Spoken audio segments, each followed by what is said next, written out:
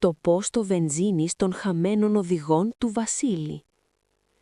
Ο Βασίλης, φοιτητής που γύριζε από διακοπές, σταμάτησε σε ένα πόστο βενζίνης σε μια έρημη οδό της Πελοποννήσου, όταν το αυτοκίνητο έμεινε από βενζίνη. Το πόστο ήταν μικρό, με 2 αντλίες, ένα μαγαζάκι με φώτα τρεμάμενα και έναν υπάλληλο χωρίς πρόσωπο, μόνο μια μαύρη τρύπα, εκεί που θα έπρεπε να είναι τα χαρακτηριστικά. Γέμισε χωρίς να μιλήσει και ο Βασίλης μπήκε μέσα να πάρει νερό. Ο χώρος μύριζε βενζίνη, λάδι και κάτι σάπιο, σαν σώματα που είχαν μείνει στον ήλιο. Στον πάγκο υπήρχαν φωτογραφίες παλιές, οδηγοί να γελάνε δίπλα στα αυτοκίνητά τους, αλλά τα πρόσωπά τους θολά, σαν να είχαν σβηστεί. Πλήρωσε, αλλά όταν βγήκε, οι πόρτες κλείδωσαν. Οι σωληνώσεις των αντιλιών άρχισαν να κινούνται σαν φίδια, τυλίγοντας τα χέρια και τα πόδια του, μπήγοντας το δέρμα χωρίς πόνο στην αρχή. Μετά ήρθε ο πόνος, αργός, σαν να ρουφούσαν το αίμα του, η καρδιά να χτυπά πιο αργά, το σώμα να αδειάζει. Οι φωνές αφηγούνταν ιστορίες οδηγών που είχαν σταματήσει, είχαν γεμίσει και είχαν γίνει καύσιμο. Οι σκιές βγήκαν από τις αντλίες, ψηλές, χωρίς χύμα και τον τράβηξαν πίσω από τον πάγκο, μέσα σε μια δεξαμενή παλιά. Το σώμα του διαλύθηκε, έγινε υγρό μαύρο, αναμειγνιόμενο με τη βενζίνη. Το πρωί η αντλία έσταζε κόκκινο υγρό, το αυτοκίνητο παρκαρισμένο δίπλα και ο Βασίλης είχε γίνει μέρος του καυσίμου, αιώνια παγιδευμένος, να ρέει μέσα στις σωληνώσεις, να περιμένει τον επόμενο οδηγό. Το πόστο βενζίνης του τέλους του Μανώλη. Ο Μανώλης οδηγούσε ένα παλιό φορτηγάκι σε μια ερημική εθνική οδό της Βόρειας Ελλάδας, γύρω στις 2:30 τα ξημερώματα, όταν το ρεζερβουάρ έδειξε κόκκινο και ο κινητήρας άρχισε να βύχει. Τα φώτα ήταν σβηστά εδώ και χιλιόμετρα, μόνο ο δρόμος φωτιζόταν από τους προβολείς του και ο αέρας μέσα στο αυτοκίνητο μύριζε καπνό από τσιγάρο και κούραση. Ξαφνικά, μπροστά του εμφανίστηκε ένα πόστο βενζίνης, μικρό, με μία μόνο αντλία κάτω από μια στέγη σκουριασμένη και ένα μαγαζάκι με νέον φως που έτρεμε σαν να είχε πρόβλημα ρεύματος. Το ταμπλό έλεγε «Ανοιχτά 24 ώρες», αλλά το μέρος έμοιαζε εγκαταλελειμμένο εδώ και χρόνια. Σκουπίδια σκορπισμένα, τζάμια θολά από σκόνη και μια παλιά πινακίδα κοκακόλα που έσταζε βροχή. Σταμάτησε, βγήκε και ο αέρας ήταν παγωμένος, με μυρωδιά βενζίνης ανακατεμένης με κάτι σάπιο, σαν κρέας που είχε μείνει στον ήλιο. Η αντλία δούλευε. Ο ήχος του μηχανήματος βούιζε χαμηλά και ένας άντρας βγήκε από το μαγαζάκι. Ψηλός, αδύνατος, με στολή βενζινοπολών παλιάς μόδας, μάτια μαύρα χωρίς ήριδα, μόνο μαύρο και χαμόγελο σταθερό, σαν να είχε εραμένο. Δεν μίλησε, μόνο ένευσε προς την αντλία και άρχισε να γεμίζει χωρίς να ρωτήσει. Ο Μανώλης μπήκε μέσα να πληρώσει. Ο χώρος μικρός, ράφια με πακέτα τσιγάρων λιγμένα από το 1995, ψυγείο που βούιζε σαν να είχε μέσα κάτι ζωντανό και μια μικρή τηλεόραση που έπαιζε στατική, με σκιές να κινούνται μέσα σαν φιγούρες που χόρευαν. Στον πάγκο υπήρχαν φωτογραφίες παλιές, κολλημένες με ταινία, αυτοκίνητα παρκαρισμένα έξω από το πόστο, οδηγοί να γελάνε, αλλά τα πρόσωπά τους θολά, σαν να είχαν σβηστεί. Πλήρωσε με χαρτονομίσματα, αλλά ο υπάλληλος δεν τα πήρε. Τα άφησε στον πάγκο και κοίταξε τον Μανώλη με εκείνο το χαμόγελο. Όταν γύρισε στο αυτοκίνητο, η ένδειξη βενζίνης ήταν ίδια, δεν είχε μπει ούτε σταγόνα. Οι πόρτες του μαγαζιού έκλεισαν μόνες τους πίσω του και οι σκιές από την τηλεόραση βγήκαν έξω, γίνοντες τρισδιάστατες φιγούρες ψηλές, χωρίς πρόσωπα, μόνο μαύρες τρύπες αντί για μάτια και στόματα. Ψιθύριζαν με φωνές πολλές, χαμηλές, σαν να έρχονταν από μακριά. «Γέμισέ μας με το αίμα σου, όλοι γεμίζουν εδώ». Οι σωληνώσεις της αντλίας άρχισαν να κινούνται σαν φίδια ζωντανά, κατεβαίνοντας από το ταβάνι, τυλίγοντας τα χέρια και τα πόδια του, μπήγοντας το δέρμα χωρίς πόνο στην αρχή, μόνο μια κρύα αίσθηση, σαν να εισχωρούσε υγρό πάγο στις φλέβες. Μετά ήρθε ο πόνος, αργός, βαθύς, σαν να ρουφούν το αίμα του σιγά σιγά, η καρδιά να χτυπά πιο αδύναμα, τα πνευμόνες να δυσκολεύονται να γεμίσουν. Οι φωνές αφηγούνταν ιστορίες, Οδηγοί που είχαν σταματήσει για βενζίνη, είχαν πληρώσει και είχαν εξαφανιστεί. Αυτοκίνητα που έμεναν παρκαρισμένα δίπλα στην αντλία. Σώματα που δεν βρέθηκαν ποτέ, μόνο λεκέδες κόκκινοι στο τσιμέντο.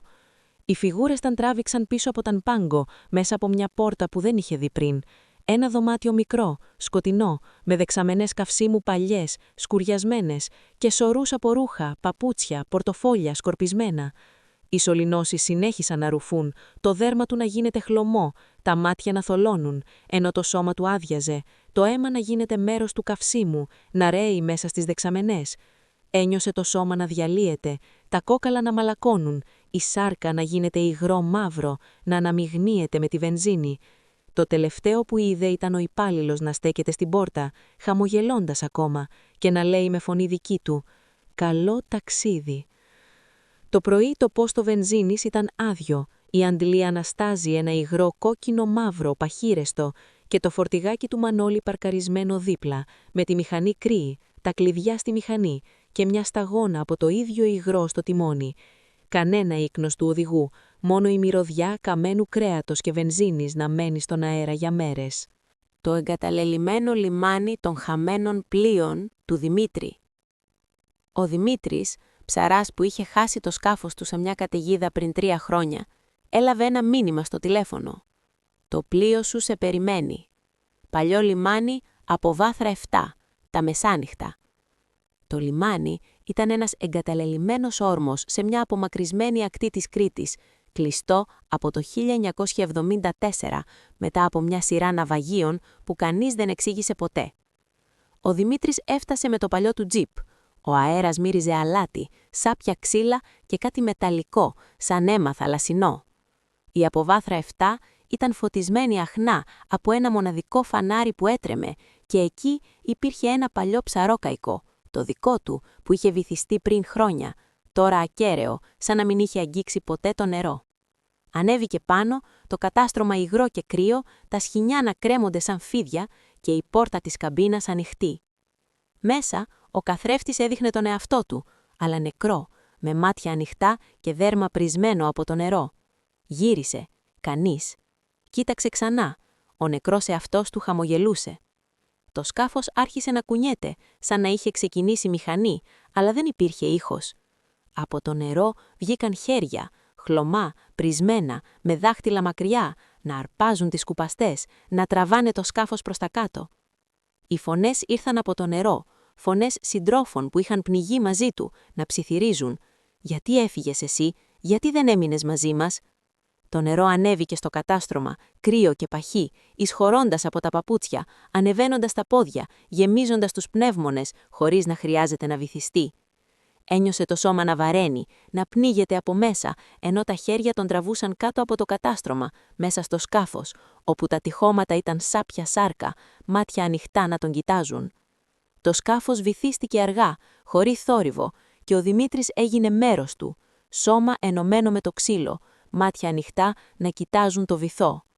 Το πρωί το λιμάνι ήταν άδειο, μόνο το τζιπ παρκαρισμένο στην αποβάθρα και το νερό ήρεμο σαν καθρέφτης.